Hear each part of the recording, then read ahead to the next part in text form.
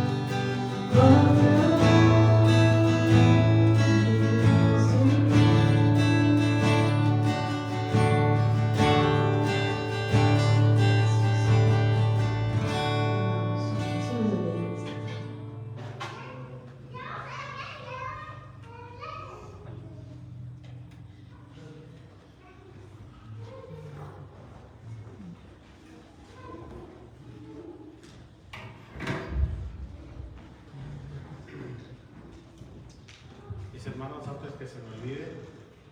Tenemos un servicio especial este domingo que viene. Vamos a tener servicio a las 11 aquí con los hermanos americanos. Vamos a estar cada una vez por año. Ellos siempre piden que quieren tener un servicio con nosotros juntos. Y después del servicio vamos a tener un convivio de comida para comer en el comedor después. Pero este domingo a las 11 de la mañana aquí vamos a estar, y luego para las 4 no va a haber servicio a las 4, nada más a las 11. Vamos a tener el servicio juntos. El pastor Connor me pidió que diera el mensaje y lo vamos a dar en inglés y también en español para que todos comprenden la palabra. Entonces, este domingo a las 11 y después un convivio de comida en el comedor. Muy bien. Y también no se olviden el miércoles nuestro estudio del libro de Ezequiel. Muy bien, mis hermanos, vamos a abrir nuestras Biblias a San Juan capítulo 2. San Juan capítulo 2.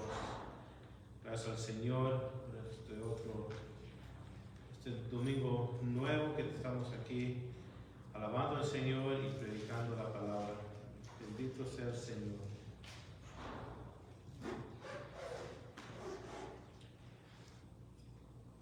En San Juan capítulo 2. San Juan capítulo 2. El Señor aquí llega a una boda. Lo invitaron a él a una boda. Y el Señor llega con sus discípulos.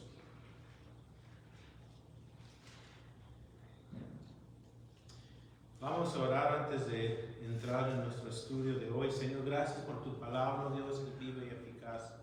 Señor, que tu palabra entra en nosotros y que brota frutos, Señor, brota el amor cristiano, los deseos para el reino venidero, Señor. Dejando, Señor, la carne en el mundo, Señor, y, Señor, creciendo ante tu presencia, Señor.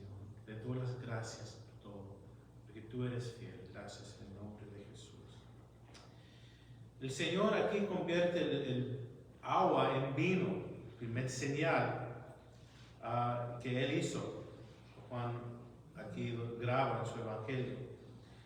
En el capítulo 1 el Señor llama a Nataniel, llama a Pedro y llama a Juan. Y luego dice, 2 días después, al tercer día, el versículo 1, capítulo 2, al tercer día o 2 días después que llamó a esos discípulos, dice que hicieron unas bodas en Cana de Galilea. Y estaba ahí la madre de Jesús. Aquí, mis hermanos, Juan escribe que María estaba presente ahí. Ahora María se va a dar cuenta que su relación con Jesús ya no es lo mismo que antes. Porque Jesús, ¿verdad? Se supone que su papá o su padrastro más bien falleció y la responsabilidad del hogar cayó sobre Jesús. Y como él era un carpintero, él trabajaba en ese oficio para mantener su casa. Pero cuando él se manifestó a Israel, ¿verdad? Como el Mesías, Juan el Bautista dijo, he aquí el Cordero de Dios que quita el pecado del mundo, fue bautizado. El Espíritu Santo, ¿verdad? Vino sobre él, fue tentado en el desierto y llama a sus discípulos. Ahora su relación entre él y María ya es diferente. Llegó Jesús a una boda, dice, y fueron también invitados a las bodas Jesús y sus discípulos. Es bueno invitar a Jesús a los eventos de nuestra vida. A los eventos de nuestra vida. Mis hermanos, porque Jesús realmente bendiga, ¿verdad? Él nos bendice y también quiere tener parte de toda área de nuestras vidas. Aquí es un matrimonio, es una boda y Jesús va a cumplir o va a obrar su primer milagro en una boda. Dice, verso 3, faltando el vino, La madre de Jesús le dijo, no tienen vino. Aquí, mis hermanos, vemos que quizás la pareja era una pareja pobre y no tenían suficiente para servir a los invitados y pensaron, es todo lo que tenemos, así nos vamos, ¿verdad? Que Dios suple, ¿verdad?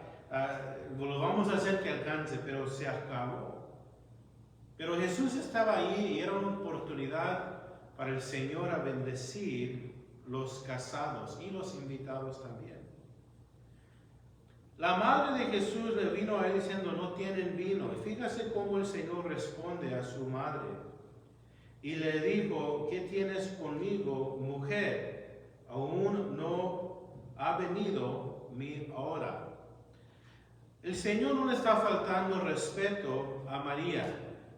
Él simplemente le está diciendo que ahora nuestra relación ya no es lo mismo.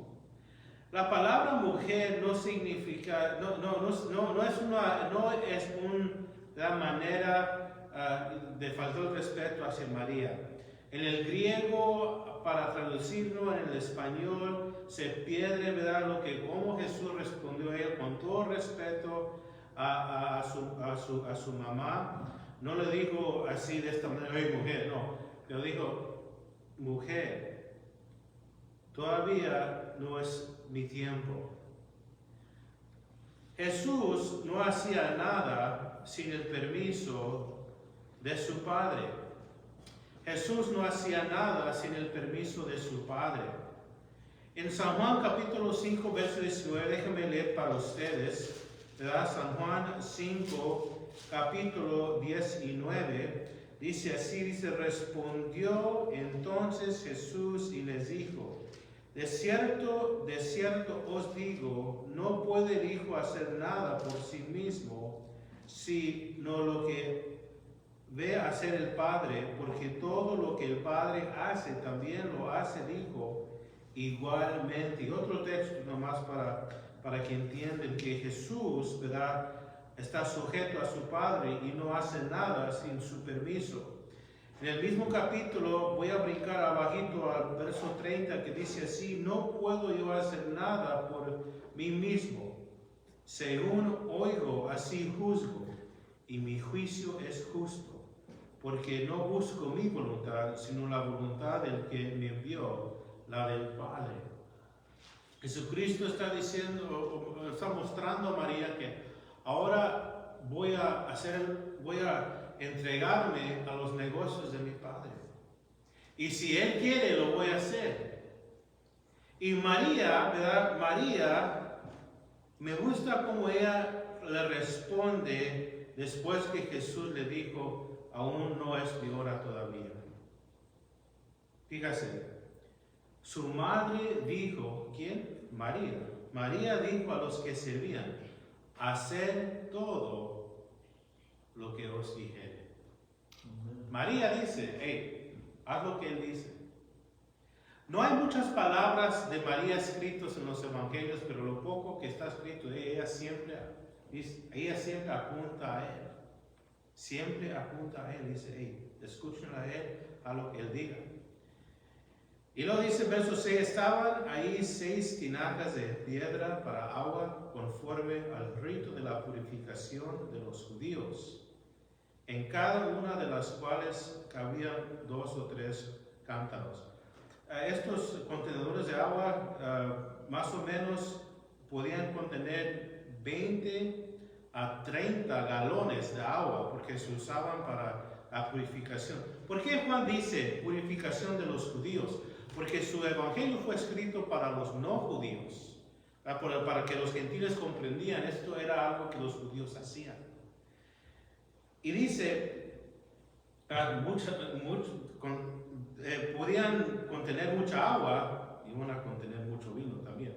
Verso 7, y les dijo, llenad estas tinajas de agua, y los llenaron hasta arriba. Los siervos de la cena, mis hermanos, hicieron conforme a lo que Jesús mandó, hasta arriba lo llenaron. Quizás algunos de ellos eran medios flojitos y nada más lo llenaron a medias. no iban a recibir tanta bendición. Muchas de las veces queremos que Dios bendiga y queremos que Dios desciende y que en una grande manera, pero nosotros tenemos que ser ¿qué? Responsable y hacer todo lo que el Señor pide de nosotros para que Él obra su bendición. Hasta arriba le vamos a dar. Entonces, verso 8 les dijo, sacar ahora y llevarlo al maestresala y solo llevarlo. El encargado de la fiesta.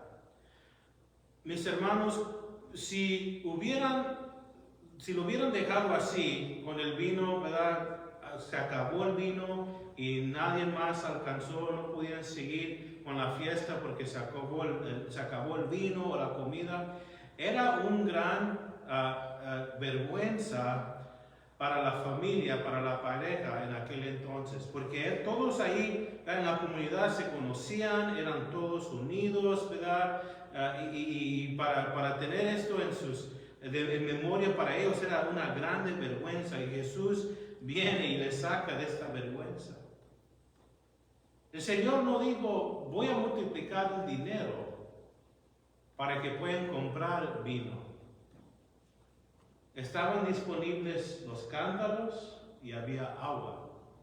Y con eso Jesús hizo un milagro. Muchas de las veces queremos, no podemos hacer esto porque falta esto. No podemos hacer esto porque falta lo otro. ¿Verdad? Y un montón de excusas. Y a veces Dios quiere que usamos lo que hay. ¿Verdad? Dios le dijo a Moisés, Moisés, ¿qué traes en tu mano? Pues una vara. Extiende tu vara. Y el mar se abrió. Mis hermanos, lo que sí cuenta es que Dios está presente.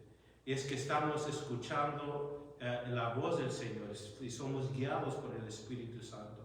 Es como los milagros suceden. Y el milagro más grande es cuando uno viene al Señor. Estos cántaros, mis hermanos, como vamos a mirar después, que es símbolo de uno mismo, que Dios obre de adentro hacia afuera, y no al revés, no de afuera hacia adentro. Y lo dice, el encargado de la boda o de la fiesta, lo probó el agua hecha vino sin saber él dónde era, aunque lo sabían los siervos que habían sacado el agua. Llamó al esposo y le dijo, todo hombre sirve primero el buen vino, y cuando ya han bebido mucho, entonces el inferior más tú has reservado bien vino hasta ahora. No es que estaban bebiendo hasta emborracharse. Hay que tomar en cuenta algo importante, mis hermanos. El nivel de alcohol en aquel entonces no era como las botellas de vino que venden ahora, con mucho más alcohol y más potente, y la gente se emborracha. Y también, mis hermanos, era costumbre de que sacar primero lo mejor y después, ¿verdad?, poco a poco sacar lo inferior, lo más barato, lo más malo, para que la gente no se iba a dar cuenta. Y el dueño, o más bien el encargado de la fiesta, sabía el truco que ya estaban haciendo. Pero sin duda esto era un milagro. Y el Señor simplemente les dijo, llenadas de agua. Él no llegó a los cántaros a meter su dedo en cada cántaro o hablar a los cántaros. El milagro sucedió. Y realmente no se pudo explicar cómo. Era un milagro. Igualmente, cuando una persona viene a fe en Cristo y Dios obra en su vida, Dios le da un nuevo corazón, Dios lo renueva su mente, Dios lo llena del Espíritu Santo. Es un milagro de Dios, y solamente Dios puede hacer ese milagro. Un gran milagro es Cristo en mí, como dice el corito. Dios obrando, Dios trabajando. Y tanto vino que se hizo, mis hermanos, se cree que como la pareja era pobre, ¿verdad?, se quedaron con el vino para seguir vendiéndolo, para empezar sus vidas juntos. Es bueno que invitan al Señor para que Él bendiga. Quizás es el cumpleaños, quizás es la boda. Pero es bueno invitar al Señor a todo eso, porque realmente vamos a ser muy bendecidos, incluyendo siempre a nuestro Salvador. Y dice el verso 11, este principio de señales hizo Jesús en Cana de Galilea y manifestó su gloria y sus discípulos creyeron en él. Juan en su evangelio escribe 7 milagros del Señor antes de su crucifixión. 7 milagros. Hay 7 iglesias en el libro de Apocalipsis. El Espíritu Santo se manifiesta en 7 diferentes maneras. Y Juan en su evangelio tiene 7 milagros, que muestran que Jesús es Dios. El primero ya lo cubrimos, el agua en vino. El otro es cuando el Señor cuando el Señor llenó al paralítico en el estanque de agua. El otro era el de dar de comer a 5,000 hombres. El otro cuando el Señor caminó sobre el agua. El número 6 es cuando el Señor sanó a un hombre que nació ciego. El milagro número 7 que Juan escribe, ¿verdad? Él dice que hay mucho más. Pero Juan dice que Lázaro revivió entre los muertos. Dios lo resucitó entre los muertos. Quiero leer para ustedes otra vez San Juan 20. Estos son únicamente los que Juan escribe en su evangelio para que creen. Pero Juan también dice en el capítulo 20, versículo 30, dice, hizo además Jesús muchas otras señales en presencia de sus discípulos, los cuales no están escritas en este libro. Pero estas, ¿verdad?, los 7 que él escribe, se han escrito para que creas que Jesús es el Cristo, el Hijo de Dios, y para que creyendo tengas vida en su nombre. Entonces, regresando al capítulo 2,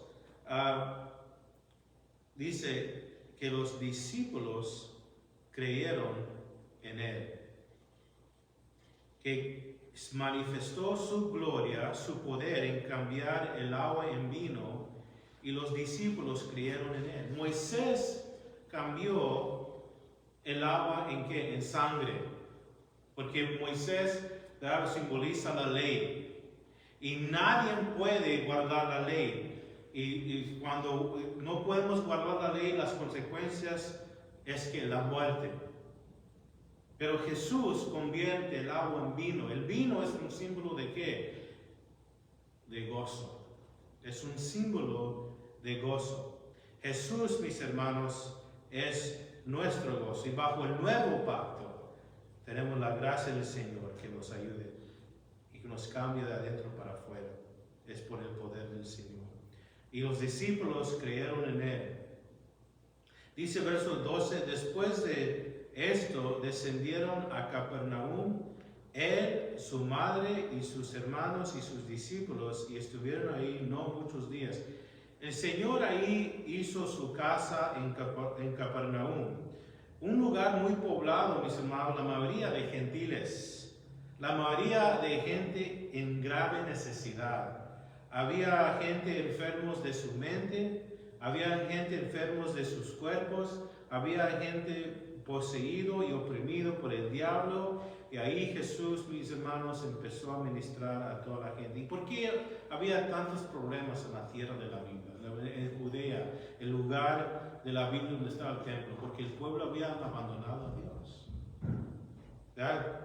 Recuerdan en nuestros estudios en Ezequiel y en Isaías y Jeremías, el pueblo estaban adorando a los ídolos y abrieron sus vidas a demonios.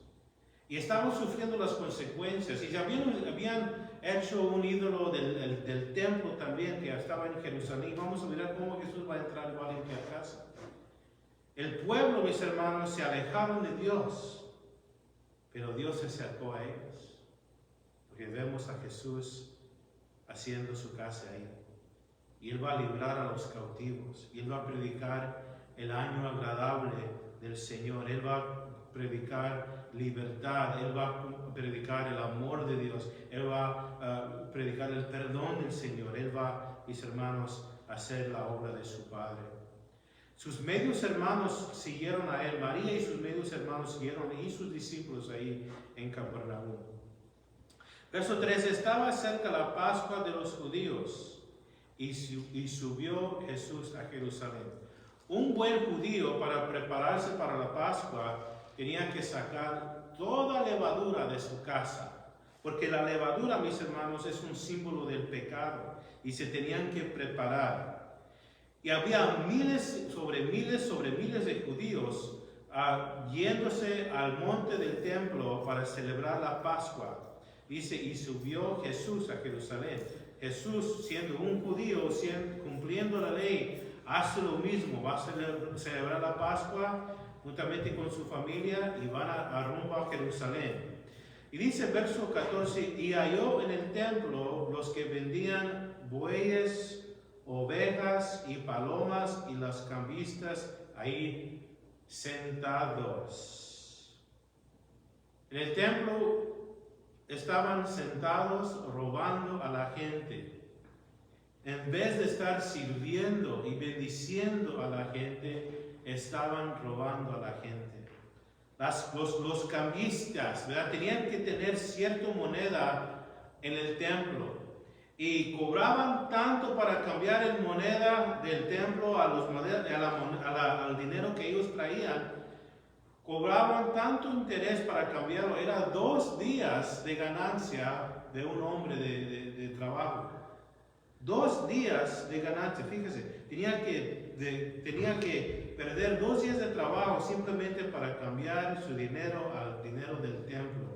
Porque el dinero que circulaba afuera del templo tenía imágenes paganos.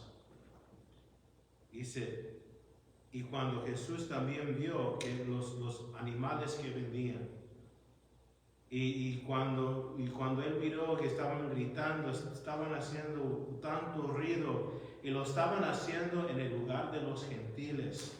Había un lugar solamente que los gentiles podían llegar ahí para orar a Dios, y no podían orar a Dios porque la gente ahí estaban haciendo mucho ruido, y Cristo se enojó con eso.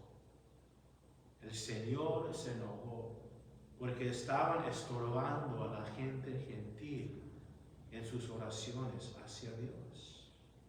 Y también estaban robando, estaban no representando el corazón de Dios ahí. Estaban sentados quitando a la gente en vez de dar a la gente. Verso 15, y haciendo un azote de cuerdas. El Señor, mis hermanos, aquí no dice que debemos de ser violentos y no apoya la violencia. Lo que el Señor está mostrando es que Él tiene autoridad para limpiar la casa de su Padre. Echó fuera del templo a todos los que estaban negociando ahí y robando a la gente. Y las ovejas y los bueyes esparció las monedas de los cambistas y volcó las mesas. Y dijo a los que vendían palomas, quitad de aquí esto y no hagáis la casa de mi Padre casa de mercado. En otro evangelio dice, has convertido la casa de mi Padre en cueva de ladrones. Y también, mis hermanos, el propósito de la casa de Dios era para oración, para todas las naciones. Porque muchos judíos venían de diferentes partes del mundo conocido para sacrificar en Jerusalén y para orar. Y lo molestó mucho a nuestro Señor cuando vio el desorden ahí. Y luego verso 17, entonces se acordaron sus discípulos que está escrito, el celo de tu casa me consume. El Señor ahí no estaba preocupado con el color del templo, no estaba preocupado con cómo se hizo el templo, Él estaba preocupado por lo que estaba sucediendo adentro. Mucha gente no les importa lo que está pasando adentro, lo que les importa es que tienen mucho dinero para adornar la iglesia, o tienen mucho dinero para esto y para el otro. Pero lo que nos debemos de preocuparnos es qué tipo de creyentes somos. Si tenemos una fe auténtica del Señor. Y también, mis hermanos, Pablo dice en su evangelio que nosotros, cada persona individual, es el templo del Espíritu Santo.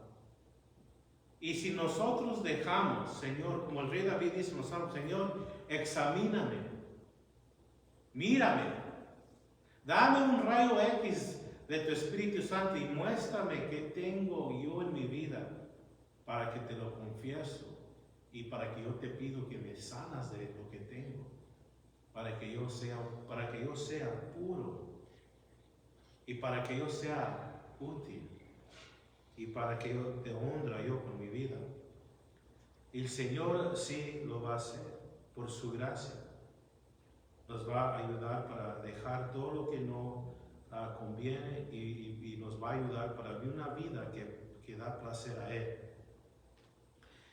El celo de tu casa me consume, los negocios de su padre. Cuando se quedó atrás y dijo a sus padres, a José y María, en los negocios de mi padre es menester estar. Y luego el Señor regresa otra vez al templo diciendo, el celo de tu casa me consume. El Señor, ¿verdad?, obra en nosotros el mismo celo. Cuando vemos, ¿verdad?, algo que no está bien, que hay que tener un celo santo para intervenir, para hacer algo, para quitar las almas del infierno. Y dice verso 18, y los judíos respondieron y le dijeron, ¿qué señal nos muestras ya que haces esto? Los judíos siempre buscan señal. Y Jesucristo les va a dar la señal sobre todas señales. La señal que afirma que Él es Dios, de su sacrificio y su resurrección. Dice, respondió Jesús y les dijo, destruir este templo,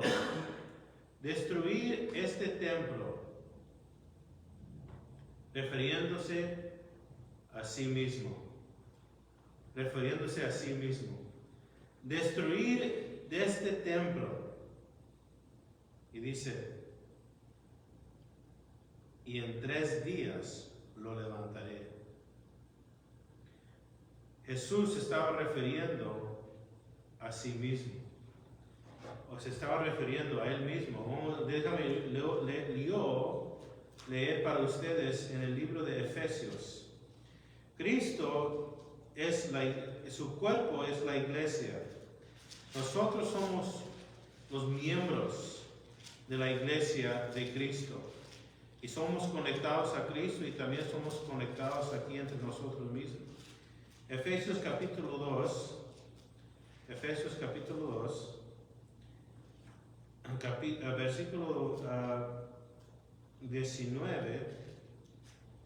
versículo 19 a 22.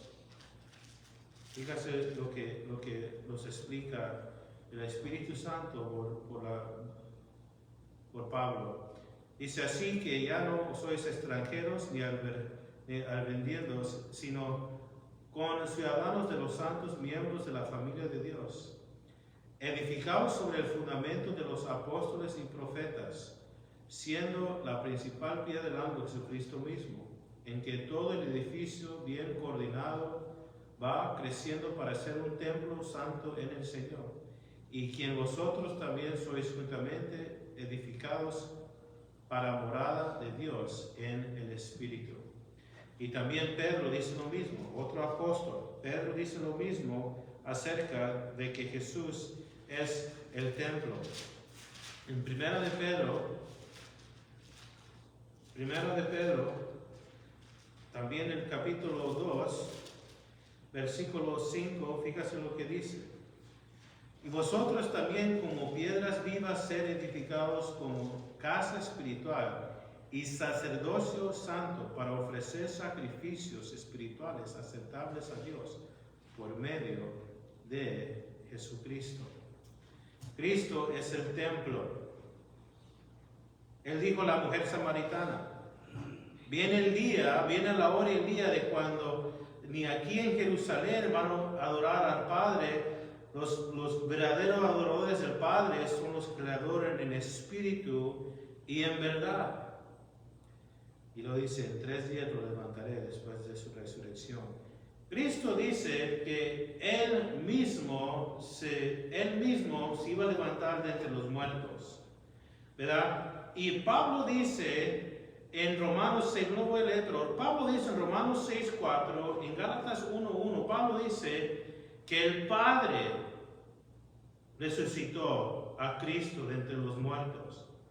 Y después dice en Romanos 1:4 y Romanos 8:11 que el Espíritu Santo resucitó a Cristo entre los muertos. Y aquí Cristo dice que Él mismo se va a levantar de entre los muertos. Pues ¿cómo está eso? Otra vez, vemos la Trinidad obrando aquí. Dios Padre, Dios Hijo y Dios Espíritu Santo, y los tres uno son, los tres van de acuerdo.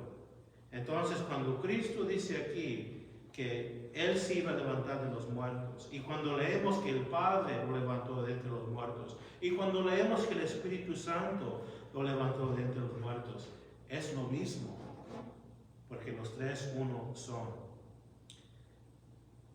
Entonces, se acordaron sus discípulos que está escrito, el celo de tu casa me consume. Verso 18. Pero me he puesto atrasado. Tengo que traer mis lentes, ya no veo yo. Perdón. Verso 20. Dijeron luego los judíos, en 46 años fue edificado este templo, y tú en 3 días lo levantarás. Los judíos, mis hermanos, todavía no pueden entender lo que Cristo está diciendo, porque sus ojos están cerrados. Verso 21, mas Él hablaba del templo de su cuerpo. Por tanto, cuando resucitó de entre los muertos, sus discípulos se acordaron que había dicho esto, y creyeron la Escritura, la palabra que Jesús había dicho. Después de la resurrección, mis hermanos, los discípulos, los que fueron apóstoles después, empezaron a aprender del nuevo pacto en Cristo.